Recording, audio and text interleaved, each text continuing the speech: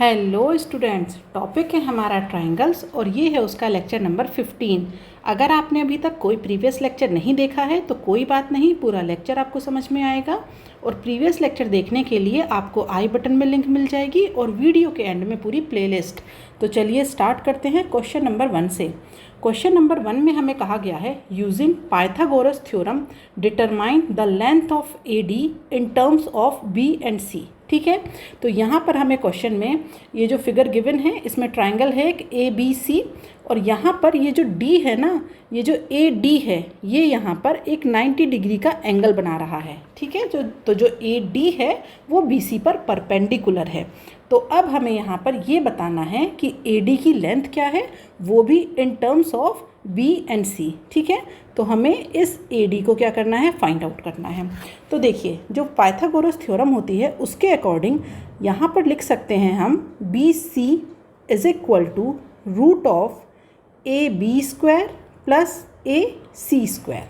तो यहाँ से जो BC है उसकी वैल्यू क्या आ जाएगी, root of B square plus C square. ठीक है, अब यहाँ से BC तो हमें मिल गया, लेकिन हमें फाइंड आउट करना है AD। तो इसे फाइंड आउट करने के लिए हम क्या करेंगे, यहाँ पर हम लिख सकते हैं एरिया ऑफ ट्रायंगल ABC। ये होता है हमारे पास 1/2 परपेंडिकुलर। तो अगर आप ABC में देखें तो हम इसे दो तरीके से लिख सकते हैं। यहाँ पर हम लिख सकते हैं 1/2 इंटू AB इंटू AC, और दूसरा तरीका है 1/2 इंटू, यहाँ पर ये जो AD है ये इसकी हाइट ही तो है, तो AD और बेस क्या हो जाएगा, ये हो जाएगा BC। तो अब हमें करना क्या है कि यहाँ पर उठा करके वैल्यूज़ को पुट करना है। ठीक है, तो यहाँ पर वैल्यू पुट करिए 1/2 इंटू AB क्या है ये C, AC ये कितना है हमारे पास B is equal to 1/2 into AD ये हमें फाइंड आउट करना है, और BC ये हमने फाइंड आउट किया है इन terms of B and C। तो ये हो जाएगा B square plus C square. अब यहाँ से हम इस इक्वेशन को अरेंज करेंगे और AD की वैल्यू फाइंड आउट करेंगे। तो यहाँ पर हम इसे लिख सकते हैं, पहले तो ये 2 से 2 कैंसिल कर लीजिए, तो ये हो जाएगा हमारे पास BC upon root of B square plus C square is equal to AD। ठीक है, तो ये आ गई हमारे पास AD की value in terms of B and C। यही हमें क्वेश्चन में कहा गया था। तो हमने इसे फाइंड आउट करने के लिए क्या किया, हमने सिर्फ एरिया का फॉर्मूला लगाया, वो भी दो डिफरेंट तरीके से। एक बार तो हम AB और AC को यूज़ करेंगे और एक बार AD और BC को।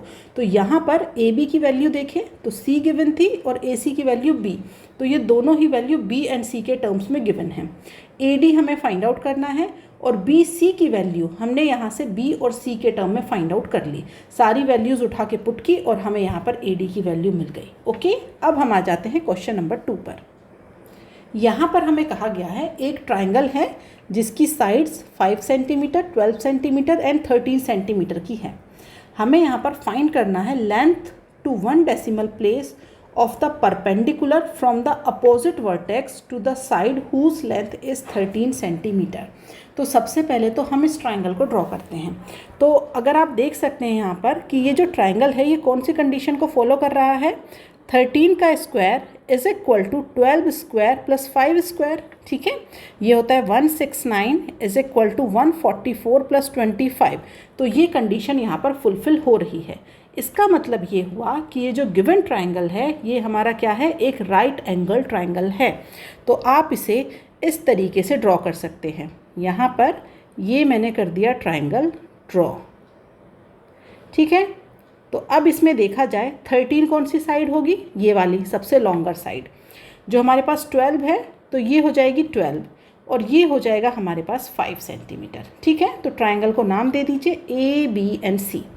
अब कहा गया है perpendicular from the opposite vertex to the side whose length is 13 centimetre. तो जो 13 सेंटीमीटर वाली साइड है उसके अपोजिट वर्टेक्स पे हमें क्या करना है, यहाँ पर परपेंडिकुलर ड्रॉ करना है। तो ये हो गया हमारे पास यहाँ से परपेंडिकुलर ड्रॉ, कहाँ से, 13 सेंटीमीटर वाली साइड से ये परपेंडिकुलर हमने ड्रॉ कर दिया। तो अब हमें इसकी लेंथ फाइंड आउट करनी है। तो अब कैसे करेंगे लेंथ फाइंड आउट, तो जैसे इसे मैं दे दूँ AD, तो जो अभी हमने लास्ट क्वेश्चन में किया वही हमें यहाँ पर करना है। यहाँ पर हम लिख सकते हैं 1/2 into, in terms of area हम यहाँ पर लिखेंगे AB into AC is equal to 1/2 into AD into BC। ठीक है, तो ये जो 1/2 है ये तो हो गए हमारे कैंसिल। अब देखिए AB की वैल्यू कितनी गिवन है 5, AC की value 12 is equal to AD, ये हमें फाइंड आउट करना है, और BC कितना गिवन है 13। तो ये जो AD है हमारे पास ये हो जाएगा 60/13। तो इसे आगे तक सॉल्व कर लेंगे तो ये हो जाएगा हमारे पास 4.6 सेंटीमीटर। ठीक है, तो हमें यहाँ पर यही परपेंडिकुलर फाइंड आउट करना था और वो हमने इजीली फाइंड आउट कर लिया। अब हम आ जाते हैं क्वेश्चन नंबर 3 पर। क्वेश्चन नंबर 3 में हमें कहा गया है ABCD एक स्क्वायर है जहाँ पर F is the mid point of AB। तो चलिए पहले हम एक स्क्वायर ड्रॉ कर लेते हैं, उसके बाद फिर वहाँ पर जो भी कंडीशन गिवन है वो हम ड्रॉ करते जाएंगे।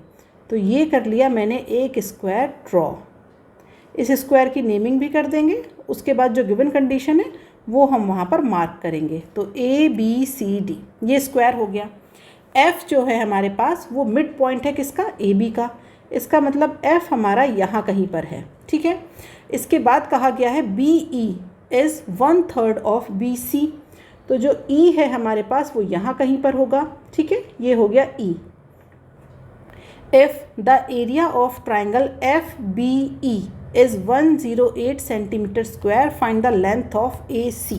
ठीक है, तो इसका मतलब ये हुआ कि ये वाला जो एरिया है ना, यहाँ से जब आप F से E को मिला देंगे, जब हमने ज्वाइन कर दिया, तो ये जो पूरा एरिया है इसकी वैल्यू कितनी गिवन है, इसकी वैल्यू गिवन है 108 सेंटीमीटर स्क्वायर। तो हमें सिर्फ ये वैल्यू गिवन है और हमसे पूछा जा रहा है कि AC, ये जो इसका AC हो जाएगा डायगोनल, इसकी वैल्यू हमसे पूछी जा रही है। ठीक है, तो हमें इस AC को फाइंड आउट करना है। तो इसे फाइंड आउट करने के लिए हम क्या करेंगे, हम यहाँ पर मानते हैं let AB is equal to X। ठीक है, तो जो AB साइड है वो हमने मान ली X। अब क्योंकि हमें पता है कि जो ABCD है वो एक स्क्वायर है, इसका मतलब ये हुआ कि जो हमारे पास AB is equal to BC is equal to CD is equal to AD is equal to क्या हो जाएगा हमारे पास X। अब यहाँ पर कहा गया था जो F है वो क्या है, मिड पॉइंट है AB का। तो इसका मतलब ये हुआ, हम यहाँ पर लिख सकते हैं so that AF is equal to BF is equal to X/2। ये हो जाएगा हमारे पास, इसे दे दीजिए इक्वेशन नंबर 1। उसके बाद हम यहाँ पर लिख सकते हैं BE।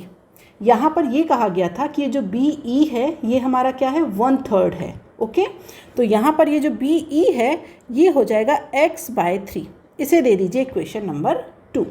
क्वेश्चन में कहा है BE इज़ 1/3 ऑफ BC, तो इसका मतलब BE is equal to X/2।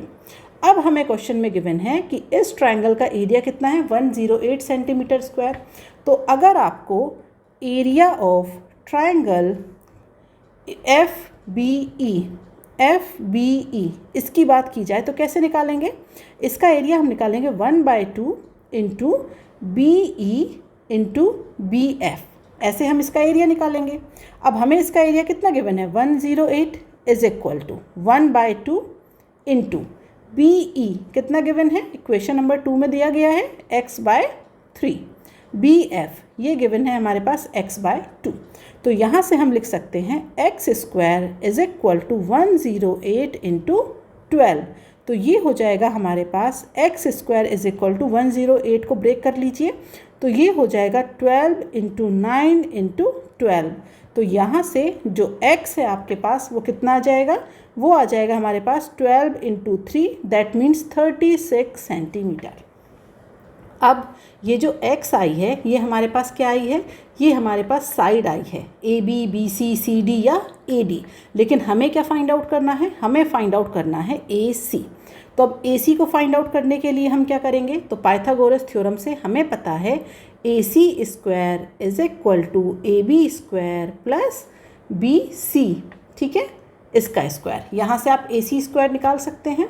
तो यहाँ से हमारे पास जो AC हो जाएगा वो हो जाएगा 36√2। ठीक है।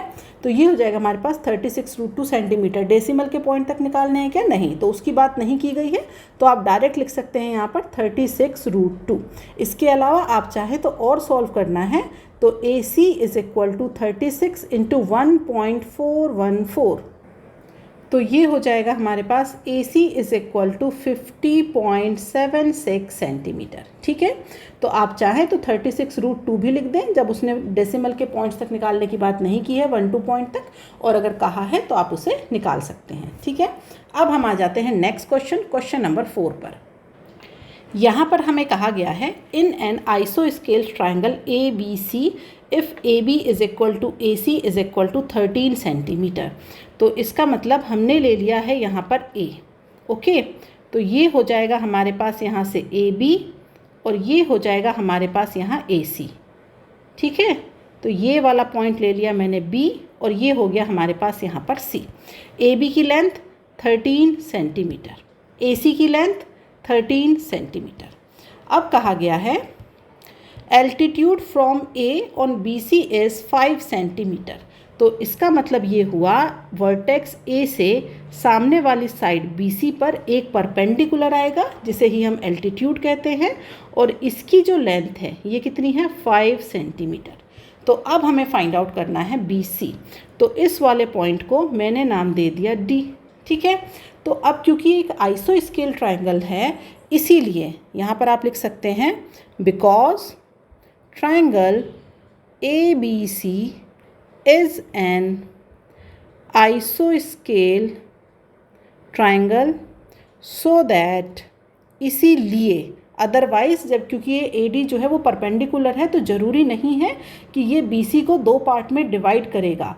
ये मीडियन नहीं है, ये आपका एल्टीट्यूड है, लेकिन आइसोस्केल के केस में A से ड्रॉ होने वाला मीडियन और एल्टीट्यूड एक ही होगा। तो आप इसीलिए लिख सकते हैं so that BD is equal to DC। ठीक है, अब यहाँ पर अगर मैं पाइथागोरस थ्योरम यूज़ करूँ तो मैं यहाँ पर लिख सकती हूँ AB square is equal to BD square plus AD square, ये होगा। अब हमें क्या फाइंड आउट करना है? BC। तो जब ये BD निकाल देंगे और इसको कर देंगे ट्वाइस, तो हमें BC मिल जाएगा। तो यहाँ से हम लिख सकते हैं BD square is equal to AB कितना हो जाएगा हमारे पास? 169 AB स्क्वायर माइनस 25। तो यहाँ से जब आप BD निकालेंगे तो वो हमारे पास कितना आ जाएगा? वो आ जाएगा हमारे पास 12। ठीक है, 12 सेंटीमीटर। तो जब हमारे पास BD की वैल्यू आ गई तो BC कितना हो जाएगा? BC हो जाएगा 2 इंटू BD, तो इसका मतलब ये हो जाएगा 24 सेंटीमीटर। यही हमें फाइंड आउट करना था, जो BC है उसकी वैल्यू हमें फाइंड आउट करनी थी। ठीक है, अब हम आ जाते हैं नेक्स्ट क्वेश्चन पर।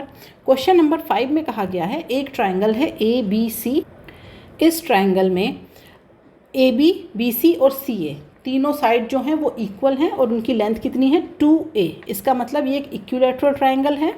फिर कहा गया है AD परपेंडिकुलर है BC पर, तो हमें ये 2 कंडीशन यहाँ पर फाइंड आउट करनी है। हमें यहाँ पर AD की लेंथ फाइंड आउट करनी है और ट्राइंगल ABC का एरिया इतना होगा, ये हमें यहाँ पर प्रूफ करके दिखाना है। तो पहले हम सबसे पहले क्या करते हैं? ट्राइंगल को ड्रॉ कर लेते हैं। तो ये कर लिया मैंने ट्राइंगल ABC को ड्रॉ। अब इसकी जो सारी साइड्स हैं उन्हें लिख दीजिए 2A। ठीक है, तो ये सारी साइड्स 2A है। नीचे वाली साइड पे मैंने अभी नहीं लिखा है, क्यों? क्योंकि हम क्या कर रहे हैं, पहले एक परपेंडिकुलर ड्रॉ कर लेते हैं। तो ये हो गया परपेंडिकुलर ड्रॉ, जिसे मैंने कह दिया AD। अब क्योंकि ये इक्विलैटरल ट्राइंगल है, तो ये जो हमने परपेंडिकुलर ड्रॉ किया है ये एक मीडियन की तरह भी काम करेगा और ये BC को 2 पार्ट में डिवाइड करेगा। इसीलिए अब मैं यहाँ पर लिखूँगी A और ये वाली साइड भी क्या हो जाएगी? A, और जो ये पूरी BC है ये हो जाएगी हमारे पास 2A। ठीक है, अब हमें क्या करना है? इस AD की वैल्यू फाइंड आउट करनी है। तो AD की वैल्यू फाइंड आउट करने के लिए हम क्या करेंगे? हम लिख सकते हैं AD square is equal to AB square minus BD square. तो ये जो AD स्क्वायर है ये हमारा कितना हो जाएगा? 4A square minus A square. तो यहाँ से जो AD है वो आ जाएगा हमारे पास A इंटू √3। ठीक है, यही हमें यहाँ पर क्या करना था? प्रूफ करना था। हमें यही तो दिखाना था कि जो AD की वैल्यू है वो A√3 है। तो ये जो फर्स्ट पार्ट है ये हमारा हो गया। अब जो सेकंड पार्ट है उसमें हमें क्या करना है? उसमें हमें इस ट्राइंगल का एरिया फाइंड आउट करना है। तो अगर हम बात करते हैं एरिया ऑफ ट्राइंगल ABC। तो हम क्या लिख सकते हैं इसे, 1/2 इंटू परपेंडिकुलर AD और बेस क्या हो जाएगा BC। तो यहाँ से हम लिख सकते हैं 1/2 इंटू, अब AD हमने अभी निकाला कितना है, A इंटू √3, BC ये हमारे पास कितना है 2A। तो यहाँ से हम क्या करेंगे, 2 से 2 को कर देंगे कट। तो यहाँ से आपके पास जो एरिया है वो आ जाएगा यहाँ पर √3 इंटू A² या फिर A² इंटू √3। ठीक है, जो भी यूनिट होगी वो हमारी क्या हो जाएगी स्क्वायर में, बट यूनिट में हमें नहीं दिखाना था यहाँ पे, तो आप इसे इस तरीके से लिख सकते हैं। ठीक है, तो ये हमने ट्राइंगल ABC का एरिया को फाइंड आउट कर लिया। तो ये था आज का लास्ट क्वेश्चन, और आज के लिए इतना ही। अब मिलेंगे नेक्स्ट क्लास में नए क्वेश्चनों के साथ। Bye bye students.